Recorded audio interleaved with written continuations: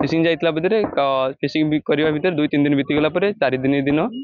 4-5 दिन भितर से काला बैशाखी काला बैशाखी कहबानी गोटे दैव दुर्बल तांकर गोटे प्रकार प्रोब्लेम होती बोट कहते बोट किसी इंजिन यांत्रिक त्रुटि हो पार कि पवन बेग बढ़ी जहाँद्वारा बोट भारसाम्य हल्लैक नौटी पड़ी और बोट भांगी जा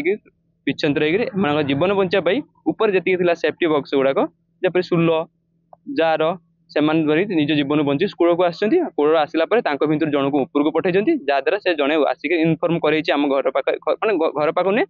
पाख लोकाल मोबाइल मध्यम आमको कंटाक्ट कर जहाँद्वारा जेहेतु से बोट छोट बोटर मालिक थी से मो रेस्पन्सिबिलिटी अनुसार मुझे लोक मान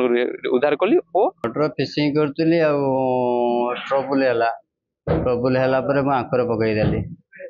आंकर पकईदेली बोट किस समय रहा भितर आंकर से छिड़गला बोट भासी भासी चलला शेष कौन बोट कहीं भासी चल पालरा टांगी देछ पिला कौन कल पालरा टांगी पवन मेघ जुलम आसला